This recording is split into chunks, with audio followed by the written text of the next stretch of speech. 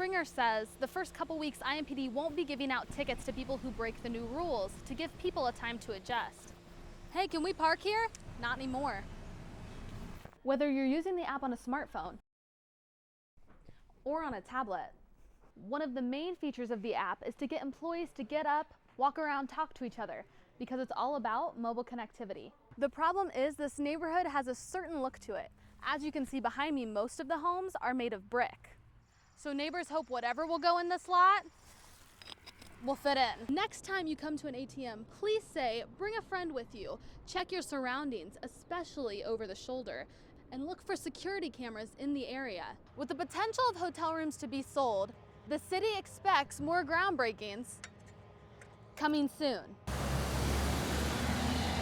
Outside the bars on Mass Ave, signs of Pride Week remain, but inside, the Orlando shooting has raised a new concern for staff.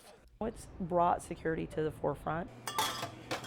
Ruth Hawkins, manager of Metro Nightclub, says the bar already has ample security. We're proud that people are comfortable and safe here and can be who they are. But Monday night, she and the manager of Teeny, another Mass Ave gay bar, will meet with police to see if it's enough. We want to make sure that the things that we have in place that we're already doing are the right things, and if IMPD has suggestions of things that we should be doing, we want their input as well. Because to Hawkins, it's more than just a bar. Gay bars very much become your home away from home.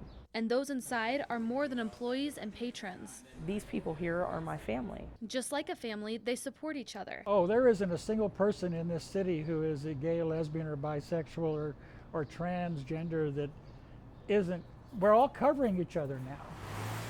Inside Metro, there are also security cameras covering patrons, as well as someone manning the front door. We do a bag check system. We've been doing it for quite some time. But even longtime customers think the security meeting is a good idea. I think it's understandable what they're doing. It's just sad that they have to do it. And Hawkins just wants to keep her family safe. You want to make sure that your home is protected, just like you would if it was your house and your kids. That's how we feel about it. Emma Packard, 24-hour News 8. An empty lot. Not the typical scenery in the Meridian Kessler neighborhood. If it's worth it, then yeah, I mean, it should be redeveloped. But that lot was purchased by Millhouse Ventures and could soon hold an apartment and retail building. The only issue, the community has high standards. They've still got to win people over on number of parking spaces, building height, and exterior design, what materials they're going to put on. Especially John Hamilton, who lives right next door to the property. Cautiously thinking that they might win approval, may not make I don't think they're not going to make everybody happy. The problem is this neighborhood has a certain look to it. As you can see behind me, most of the homes are made of brick.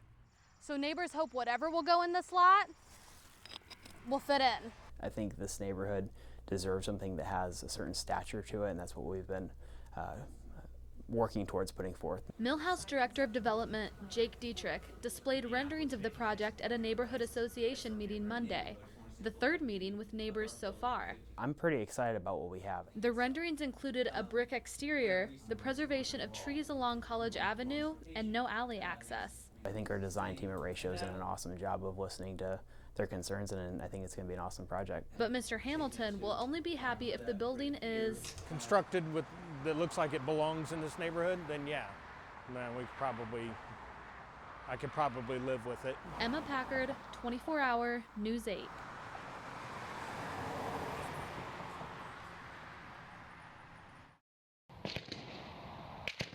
The shots fired in Baton Rouge Sunday morning echo over 800 miles away as Indiana law enforcement officers mourn their slain companions. First is sadness and helplessness, anger, confusion. Emotions Indiana State Police Sergeant John Perrine says won't deter from the job. We're going to keep getting up and we're going to keep going to work, but these events are weighing very heavily on our hearts right now.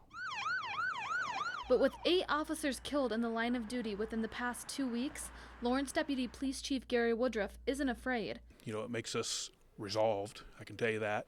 Something that cannot be said for officers' families. To know that some people have chosen to actively attack and hunt police just adds to that paranoia and stress that they feel. In Dallas and now in Baton Rouge, people specifically targeted police officers. But here in Indiana, local law enforcement are seeing something completely different. The amount of people that want to come and shake my hands and give hugs and conversations, and it really means a lot to us. Especially as reality hits home. And we have received one threat that we believe is directed towards law enforcement in Central Indiana, most likely IMPD, and we're looking at that threat at this time. In the meantime, police encourage locals to follow the see something, say something rule. If somebody knows something, sees something, we encourage them to say something, report what they see and hear, whatever that crime may be. As for IMPD, officers will undergo ambush training because Baton Rouge is a sad reminder they need to be prepared for anything. We still have a job to do. We still have to answer that call. We still have to provide those protections and that security for people so that they can be safe in their communities. And we're aware of that. Emma Packard, 24-Hour News 8. If you need advice, you call an expert.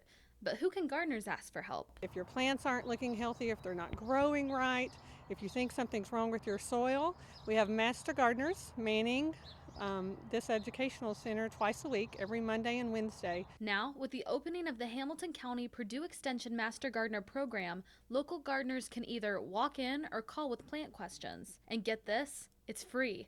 Oh, my heavenly days. So what is a master gardener? I can identify plants, I can identify weeds, I can identify most of the snakes, I can identify the bugs. And if they don't have the answers, I know where all the books are to look things up, just like a lawyer does. Even on opening day, neighbors are already using the service, including Linda McCormick. She came in for help identifying some of her plants. I was excited because I've spent hours on the internet, hours with books. The librarians are tired of seeing me come in. The service is free, but the master gardeners do ask that you do one of two things at home. The first option is to take a photo.